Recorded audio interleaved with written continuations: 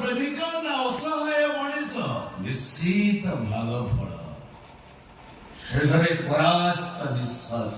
ଏ ପାନ୍ଥଶାଳାରେ अरे भाई हृदय रे पंथशाला निश्वास रे पंथशाला। अरे भाई मोर कहबार कथा ये वर्षा अंधार राति रे पंथशाला कौन करछ? ମୁଁ ଯଦି ତୁମକୁ ସେଇ ପ୍ରଶ୍ନ ପଚାରେ खोजी खोजिला अतीत तो मु खोजी चलुची खोजुची मो अतीतर प्रेमिका को ଯାହା ନା ସହିତ ମୋ ନାଁକୁ ଯୋଡ଼ିଏ ପାନ୍ଥଶାଳାର କାନ୍ଥରେ ମୁଁ ଗୋଟି ଗୋଟି କରି ଲେଖି ଦେଇ ଯାଇଥିଲି। ମୁଁ ଖୋଜୁଛି ମୋ ପ୍ରେମିକକୁ, ଯାହାକୁ ମୁଁ ନିଜ ଜୀବନଠୁ ବେଶୀ ଭଲ ପାଉଛି। ଆରେ ଭାଇ ତମର ପୁଣି ପ୍ରେମିକ? ତା ମୋ ଭିତରର ପ୍ରେମ କୃଷ୍ଣ ସୁଦାମର ପ୍ରେମ, କାଳିଆ ବନ୍ଧୁ ମହାନ୍ତିର ପ୍ରେମ। ଆଚ୍ଛା ବନ୍ଧୁଙ୍କ କଥା କହୁଛ ତମେ? ବେଇମାନଟା ଚିହ୍ନି ପାରୁନାନି, ଭୁଲ ବୁଝିଲା ମତେ। ଆରେ ଭାଇ ବନ୍ଧୁମାନେ ଯେତେବେଳେ ଆସନ୍ତି ହସର ଦରିଆରେ ଆସନ୍ତି, ଗଲାବେଳେ ଲୁହର ହସ ଦେବାକୁ ଯାଇ ମଣିଷ ତାର ଶତ୍ରୁ ପାଲଟି ଯାଏ, ତା ଲୋଭର କାରଣ ପାଲଟି ଯାଏ। ଯେମିତି ମୁଁ ମୋ ସାଙ୍ଗର ହେଇଗଲି। ବାସ୍ତବିକ ବର୍ଷା ଭିଜା ରାତିରେ ଆପଣଙ୍କ ମୁହଁରେ ଗପ ଶୁଣିବା ପାଇଁ ବହୁତ ଆନନ୍ଦ ଲାଗୁଛି। ଅତୀତରେ କାହିଁକି କୁହନ୍ତୁ ନା? ସ୍କୁଲ ବେଳାର ସାଙ୍ଗ, ଗୋଟେ ସାଇକେଲରେ ସ୍କୁଲ ଯାଉ, ଗୋଟେ ଟିଫିନ କି ଅଧା ଅଧା କରି ଖାଉ।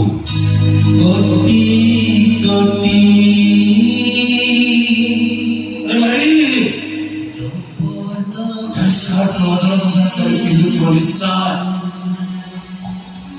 ଜଣେ କିଏ ଝଗଡ଼ା କଲେ ଆଉ ଜଣେ ତା ପାଇଁ ବାହାରି ପଡୁଥିବ ନିଶ୍ଚୟ।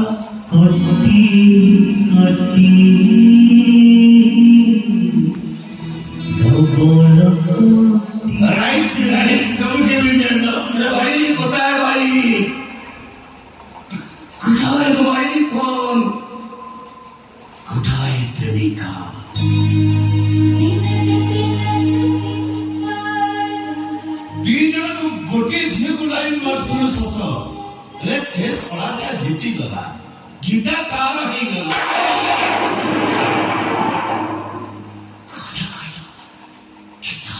ଗୀତା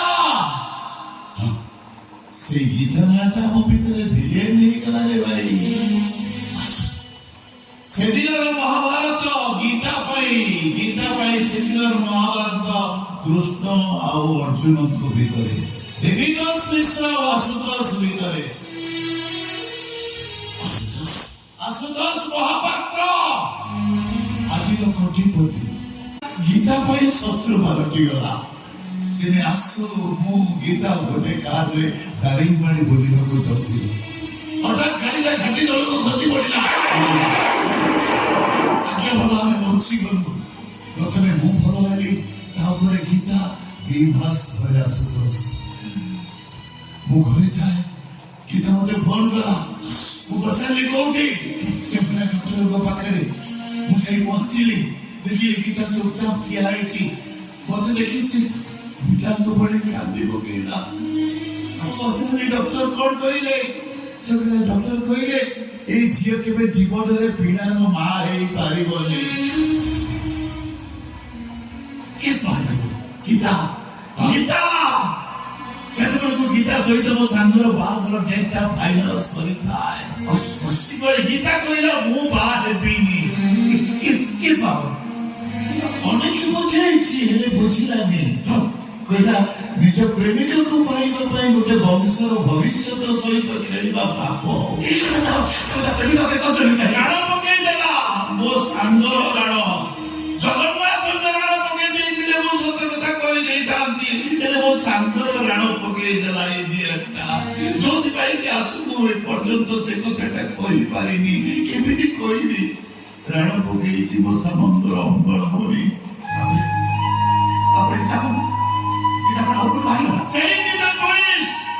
ମୁଁ ଗୀତାକୁ କହିଲି, ଗୀତା ତମେ ଯଦି ଆସୁକୁ ବାହା ନ ହବ ସେ ସେମିତି କୁଆର ହେଇ ରହିଯିବ। ତମେ ଯଦି ଆଉ କାହାକୁ ବାହା ହବ ତାହେଲେ ସେ ଆତ୍ମହତ୍ୟା କରିଦବ। কিটা কব ଇଟା କହିଲା ସବୁଠୁ ଭଲ ହବ ମୁଁ ଆତ୍ମହତ୍ୟା କରିଦେବି। ମୁଁ କହିଲି ଠିକ ଅଛି ଗୋଟେ କାମ କର ଚାଲ ମୁଁ ତମ ସ୍ୱାମୀ ହେଇଯିବି। ମିଛି ମିଛିକିଆ ସ୍ୱାମୀ କାହିଁକି ପଚାର? ବସ୍ କାହିଁକି ମୋ ସାଙ୍ଗ ମୋ ପାଇଁ ଯେତିକି ମୂଲ୍ୟବାନ ମୋ ସାଙ୍ଗର ପ୍ରେମିକା ତ ସେତିକି ମୂଲ୍ୟବାନ ନା।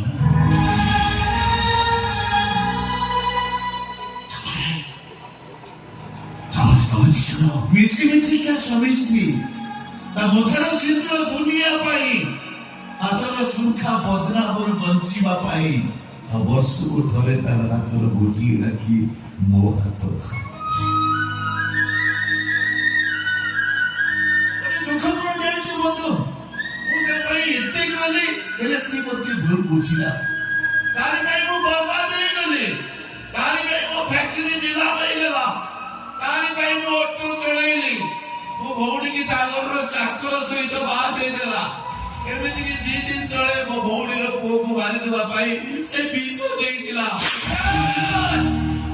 ଏଇଟା କେବେ କରିବନି ଏଇ କାମ ସେ କେବେ କରିପାରିବନି ଅର୍ଥଗତ ପାଇବନି ସେ ମୁଁ ଜାଣିଛି ମୋ ସାଙ୍ଗକୁ ମୁଁ କଣ ଜାଣିନି ମୁଁ ଜାଣିଛି ସେ କେବେ ଏମିତି କାମ କରିନଥିବ। ଜଣେ ଭଲ ବନ୍ଧୁ କେବେ ବନ୍ଧୁକ ଧରି ପାରିବନି।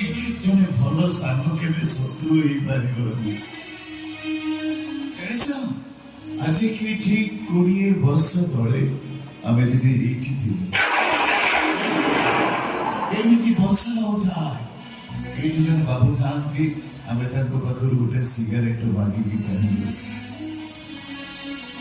ସେ ହାରମୋନିୟମ ବଜାନ୍ତି ଆମେ ଗୀତ ଗାଉ। କଟି କଟି ଡବଲ କଟି আসছি। तिनक तिनक रे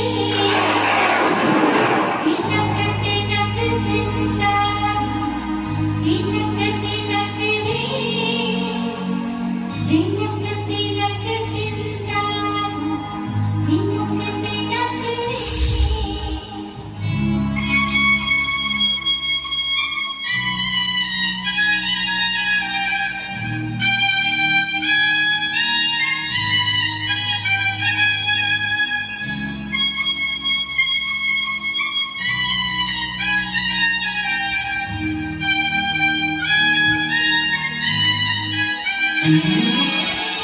কটি কটি ভরতী কটি কটি ভরতী কটি কটি ভরতী কটি কটি ভরতী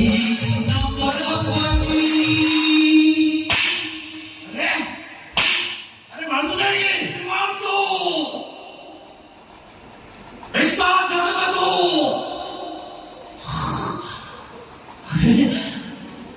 ଏତେ ସବୁ ଘଟଣା ଘଟିଗଲା ଆଜି ପର୍ଯ୍ୟନ୍ତ ତୁମ ପାଖରେ କେମିତି ଲୁଚି ରଖିଥିଲୁ अरे କେମିତି କହିଥାନ୍ତି ତୁ କହୁନୁ ତୋ ପ୍ରେମିକା ତ ରାଣ ପକେଇ ଦେଇଥିଲା। ତୁ ଯୋଉ ଆଜି ପର୍ଯ୍ୟନ୍ତ ବଞ୍ଚି ବଞ୍ଚି ପ୍ରତି ମୁହୂର୍ତ୍ତରେ ମରୁଛୁ କେବେ ଛାଡ଼ିବେ କେବେ ଛାଡ଼ିବେ ଏତେ ଭଲ ମଣିଷ ହେଲେ ତାকে ନାଇଁ ସେମିତି ହବନି ରେ ଆରେ ଏତେ ବଡ଼ ଖୁସିର ଦିନ ଆନନ୍ଦର ଦିନ ଏତେ ବର୍ଷ ପରେ ଆମେ ଏକାଠି ହେଇଛୁ ପୁରା ଜମେଇ টিকা একদম দুমকিরে আরে গানা তোর মোর দোস্তি দিল রাতে তোর মোর দোস্তি মজাও মস্তি তোর মোর দোস্তি দিল রাতে তোর মোর দোস্তি মজাও মস্তি মহাকার সোজা তোহাতে নতে এই গাথা জীবন দূরে তোহার সোজা তোহাতে নতে এই গাথা জীবন দূরে तू पहलू हो तू हंसो सोरा मैं सारा दुनिया तू बंधुनिया तू पहलू हो तू हंसो सोरा